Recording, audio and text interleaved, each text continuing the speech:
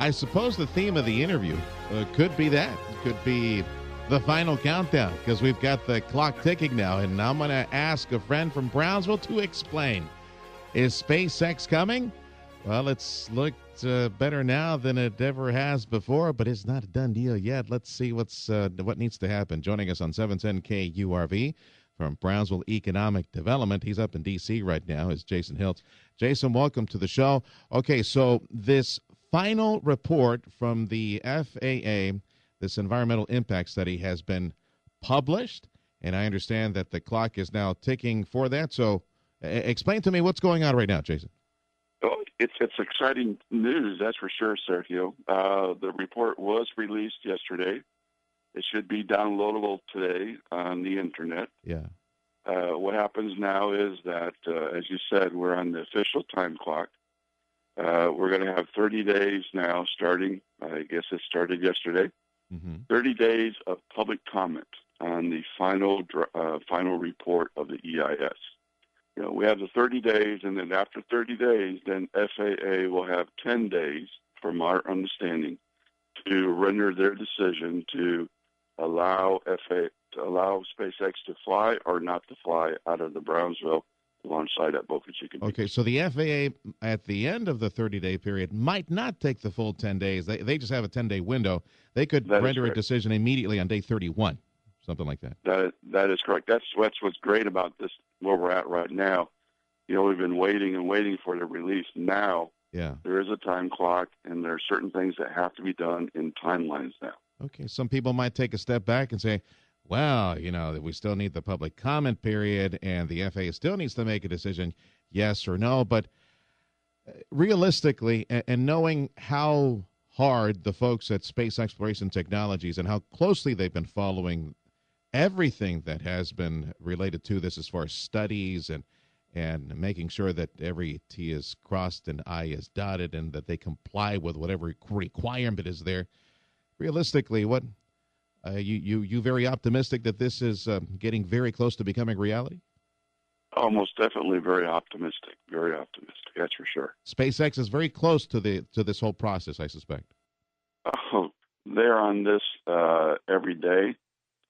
Since day one, when we first met them, they've been on top of this process. So they're working hard as much as everyone in the states worked hard to try to bring them to Texas and to Brownsville. Is there anything that SpaceX has done in the past several days or might be doing in the next several days that tells you, they're so confident that they're doing this right now? You know, there's really nothing I can point to or comment on right now, Sergio.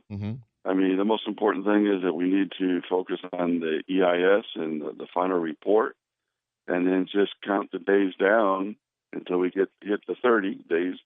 And then after that, just wait for FAA, and then we'll hope that FAA will give the go-ahead, and then wait for SpaceX to make their final decision, which we hope and we think will be in Brownsville. Joining us on 710 KURV, he's president of Brownsville Economic Development. It's Jason Hilt. Jason, Tim Sullivan here. So the FAA is conducting this study and this final report that we're waiting to see the details of to determine if there is anything that could prevent it from issuing a rocket launch permit to SpaceX. That is correct. All right. So we're waiting to see the details of this final report. But looking back to the draft report, I recall that it found no environmental impacts that would be an obstacle to launching rockets. It didn't say that there were no environmental impacts and went on to go ahead and list some, but nothing that was significant enough to prevent this permit from being issued. Is that correct? You are correct, Tim. And if the final EIS is anything like the draft report, apparently SpaceX should find it pretty favorable.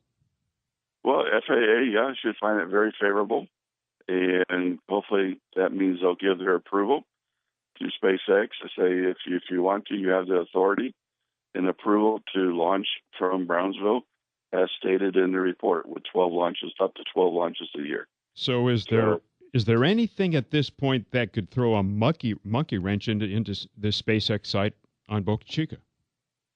Well, Tim, if there is, I'm not aware of it. All right. Is there anything that Brownsville or the state of Texas should be doing right now or might be doing right now to take the next step?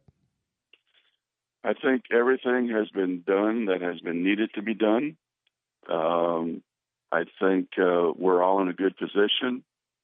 Let's just wait for the 30 days to end, and then wait for FAA to give their decision. So, everyone is feeling pretty optimistic that it will happen, and we'll sit here and wait day by day now. Jason, on this 30-day public comment period, is there going to be another a public hearing, a public meeting, or are people able to comment? How is that process going to work out? I don't know the whole extent of the process, but there will not be a public meeting. It's more people comment online, comment with letters on the report itself. But no, as far as we know, there is no public meeting process scheduled on this. Some days ago, Jason, Elon Musk, for all intents and purposes, he kind of let the cat out of the bag in a news conference up in Houston and made a comment about a spaceport that they were developing in South Texas and they wanted to have operational very, very soon. In light of that and all the positive developments of late, you've got to be really, really excited at the moment at the prospect of what is on the horizon for us. I mean, how can we not be excited at this point? How is this going to be a game changer for us? Oh, I'm not sure we can count all that today. Just number one, the change in perception of the border region. Yeah. That we're going to be doing high-tech assemblies, that we're having a launch site out of Brownsville, Texas, in Cameron County. That in itself will be a game changer, and it'll be a game changer, we believe, for our kids. Jason, can you something to shoot for? Can you look into a crystal ball and just kind of envision what you perceive this complex to look like? Can you kind of paint a picture at this point, or is it too early to say how big this complex will be, what it'll look like sitting there on Boca Chica? Well, it's going to sit on 50 acres, Tim. Yeah. And we've seen renderings of the site. But I think people are going to be surprised. It's not going to be as big as maybe people think it will be. Yeah, these days it doesn't need to be a huge Cape Canaveral type of thing, does it? That is correct. We're only talking 50 acres, and they'll have a launch pad. They'll have basically a warehouse where they will do the assembly of the rocket.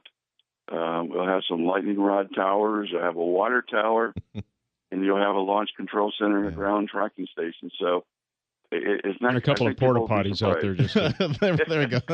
I was going to say, Tim and I were interested in maybe getting a small sliver of the acreage out there. We could set up a taco and raspa stand at, something for the crew to enjoy on downtime. All right, Jason, thank you much, and we wish you the best. Good luck. We're in the final 30-day comment period for the FAA in this process to either approve or deny the right for SpaceX to fly out of Boca Chica. Fascinating news.